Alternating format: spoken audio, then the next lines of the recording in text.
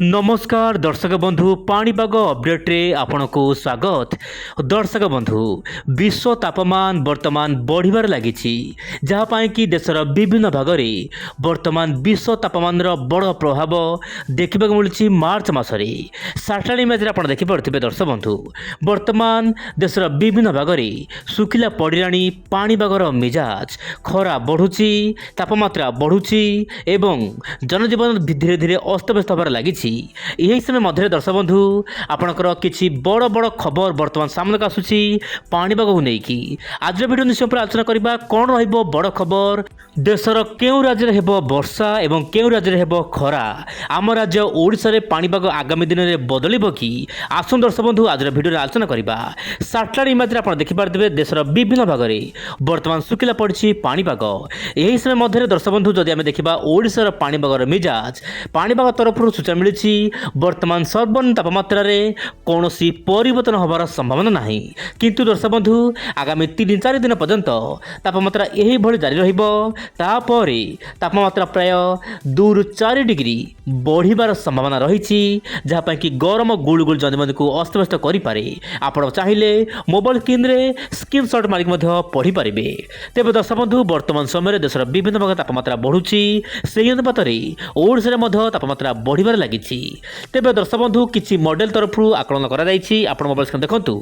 दर्शक बंधु global main temperature प्राय 1850 रु दर्शक बंधु आप मोबाइल स्क्रीन देखु 1850 रु 2024 मसीहा वर्ष मध्य देशर विश्वर तापमान बढ़िबार लगी। आप ग्राफ नजर पकई पारे जितेबाला दर्शक बंधु 1850 मसीह तापमात्रा परिणत होती विश्वव्यापी 2024 बेलू यह तापमात्रा बढ़ी जाइए एवं 1.6 डिग्री तापमात्रा विश्व में बढ़ुची जहाँपाई कि दर्शक बंधु गोटे प्रकार जलवायु परिवर्तन हेतु यही बड़ी स्थिति देखा मिलूँ। तेज आगामी दिन में आमे समस्ते दर्शक बंधु निश्चय पर गछ लगेवाई प्रतिश्रुति नवा गछ लगेबा एवं आम परिवेश को बचाइबा।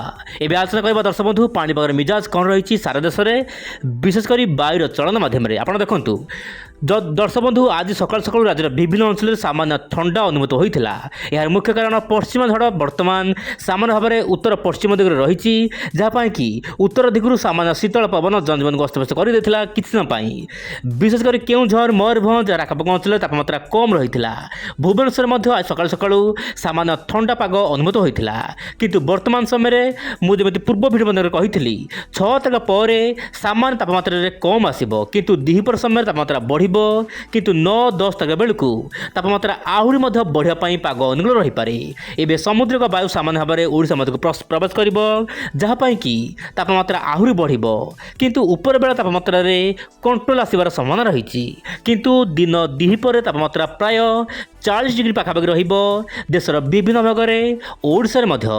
दर्शक बंधु यही समय मध्य बंगोपसागर में कौन भी सिस्टम देखा मिलूना किंतु घूर्णिबल रही किंतु यह कौन देश उपर प्रभाव पकेवाई पाग अनुकूल हेबना दर्शक बंधु जहाँ वर्तमान वायुर चलन माध्यम जनापड़ी। एवं जाना दर्शक बंधु मॉडल कौन रही बड़ आकलन पाणीपाग को लेकिन दर्शक बंधु किसी मॉडल आकलन कर देशर विभिन्न भाग में 10 तारिख पर संपूर्ण सुखिला रहिबो पाणीपाग वर्षा हबार कौन आशंका नहीं। आप मोबाइल स्क्रीन देखु उत्तर पश्चिम दिगरू वायु आसो जहाँपाई कि उत्तर पश्चिम भारत दक्षिण भारत पूर्व केन्द्रीय भारत में तापमात्रा वृद्धि पाइब किंतु मझे मझे पश्चिम आपणकर मार्च 11 रु प्राय 18 तारिख मध्य गोटे बड़ पश्चिम आसब जहाँपाई कि जम्मू काश्मीर आखपाख अंचल वर्षा देखा मिल पारे।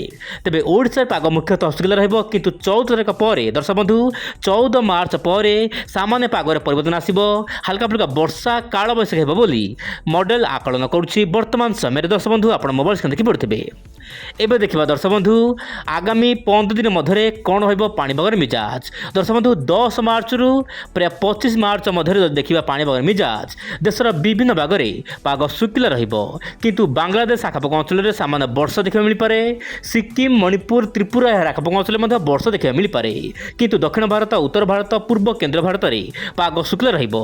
ध्यान दियंतु दर्शक बंधु यही अपडेट परिवर्तन हो पारे कारण पाणीपाग होची पूर्वानुमान साइंस। तेज दर्शक बंधु वीडियो शेष बेलू मुझे आपको कहना चाहिए किसी दर्शक बंधु मान कमेंट रही कि आपण ओडिशा पाणीपाग ପାଣିପାଗ ନ କହି ଆପଣ ଦେଶର ବିଭିନ୍ନ ଭାଗ ପାଣିପାଗ କାହିଁ କହୁଛନ୍ତି? ଦର୍ଶକ ବନ୍ଧୁ, ମୁଁ ଆପଣଙ୍କୁ କହିବାକୁ ଚାହିଁବି, ଦେଶର ବିଭିନ୍ନ ପାଣିପାଗକୁ ନେଇକି ଓଡ଼ିଶାର ପାଣିପାଗ ଗଠିତ ହୋଇଥାଏ। ସେଥିପାଇଁ ସମସ୍ତ ପାଣିପାଗ ଦେବା ନିହାତି ଜରୁରୀ ଦର୍ଶକ ବନ୍ଧୁ ବର୍ତ୍ତମାନ ସମୟରେ। ଏବେ ଦର୍ଶକ ବନ୍ଧୁ, ସେହି ବଡ଼ ଖବର, ଓଡ଼ିଶାରେ 10 ତାରିଖରୁ ତାପମାତ୍ରା ବଢ଼ିବା ପାଇଁ ପାଗ ଅନୁକୂଳ ହେବ, କିନ୍ତୁ ବର୍ଷା ଓଡ଼ିଶାରେ 14 ତାରିଖ ପରେ ସାମାନ୍ୟ ଭାବରେ ହେବାର ଆଶଙ୍କା ରହିଛି। ତେବେ ଇଏ ଥିଲା ପାଣିପାଗ ମିଜାଜ। କେମିତି ହେବ ଆଗାମୀ ଦିନମାନଙ୍କରେ? ଆଜି ପାଇଁ ଏତିକି। ନମସ୍କାର, ଜୟ ଜଗନ୍ନାଥ ଦର୍ଶକ ବନ୍ଧୁ।